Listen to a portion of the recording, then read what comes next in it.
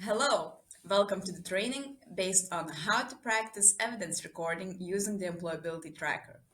This training has been developed by the student development team, specifically me, Augusta. Me, Sidra. And me, Purvi.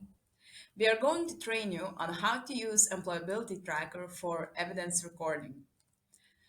Evidence recording is the process of tracking the experience and the skills that you gain in your employability journey. It aims to strengthen your ability to stand out in various contexts, such as placements and interviews, and take effective action towards the next steps of your career. You might ask, why do I have to practice evidence recording? The answer is simple. It helps you realize your potential and apply it to your employability journey. It also allows you to understand your strengths and weaknesses and work on them respectively. There are many different ways to practice evidence recording. Here we have a few examples such as CV, reflective journaling, mapping, LinkedIn, and of course, employability tracker. So, how do we record evidence using employability tracker? First and foremost, we need to understand which skills are most in demand. The SU has run a research, and these are the skills recruiters are looking for in 2020. No matter to what role you apply, these are the key skills that every organization wants. These include using initiative and being self motivated, ability to learn and adapt, organizational skills, problem solving ability, numeracy, communication, personal skills, team working, negotiation skills, valuing diversity and difference.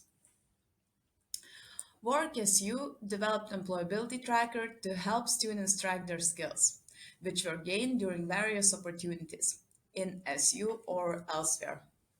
You can find it on WorkSU employability page or using the link on the slides.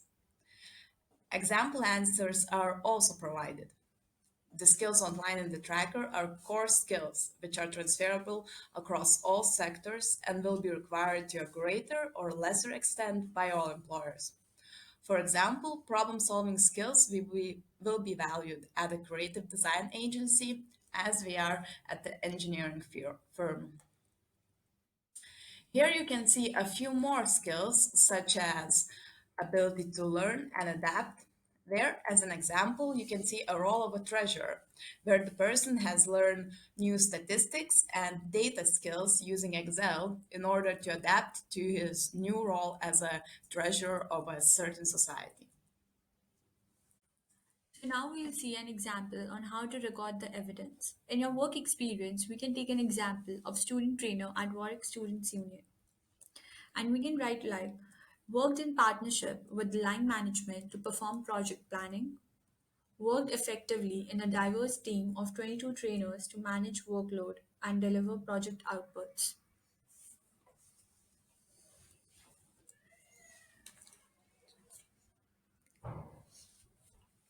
There are a range of commonly asked questions that we've broken down in the tracker in order to leverage the opportunities you've engaged in to demonstrate your competencies.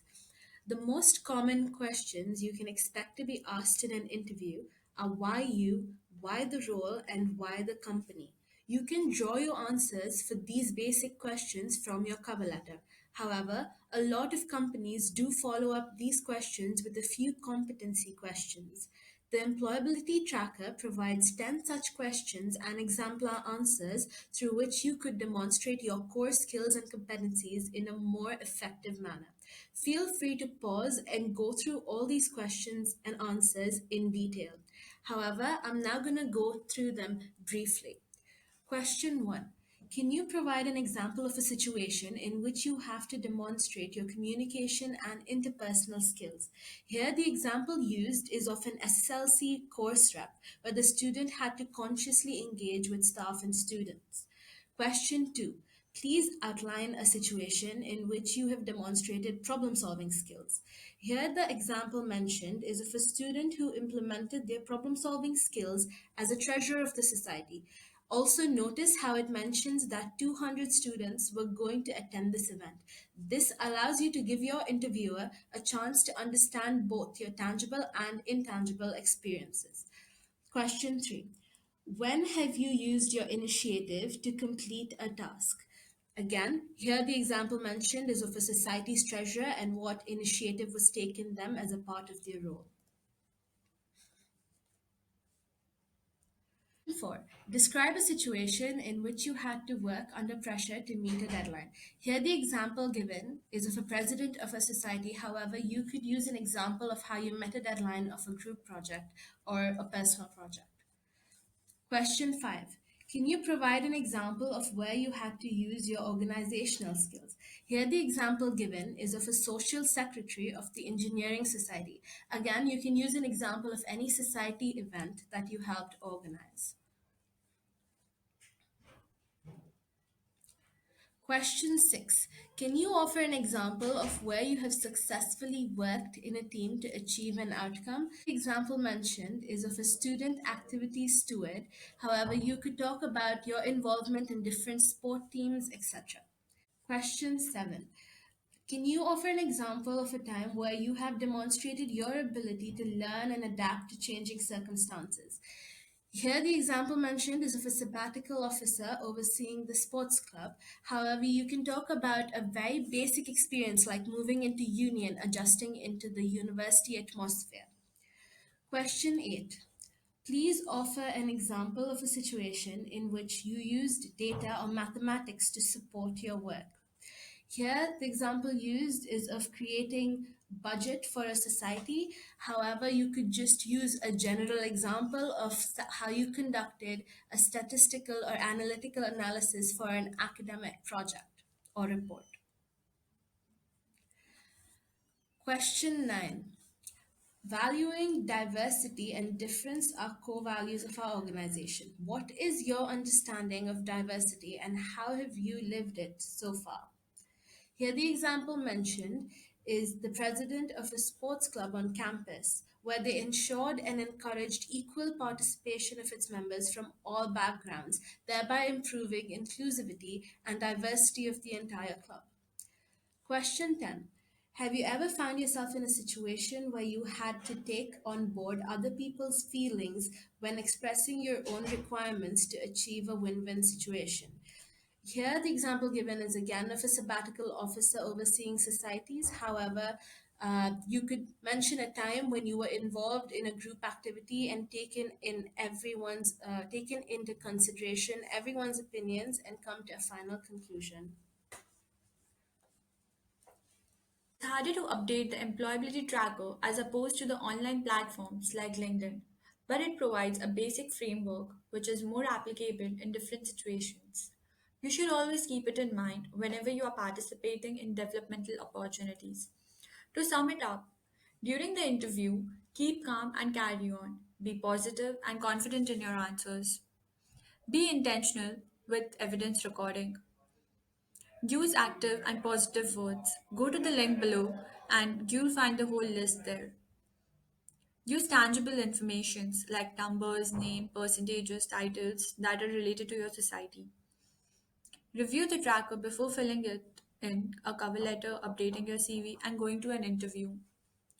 It is harder to update the employability tracker as opposed to the online platforms like LinkedIn, but it provides a basic framework which is more applicable in different situations.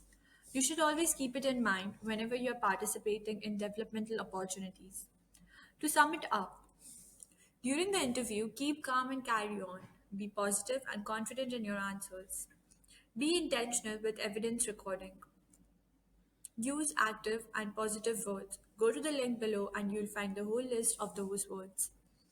Use tangible information like numbers, names, percentage, titles, everything related to the society. Review the tracker before filling in the cover letter, updating your CV, and going to an interview. It is an investment into your long term development. Increase awareness of possible ways for further growth. And yes, last, don't be humble. For further information, here we have useful links which you can go through to have a better understanding on how to record the evidence recording.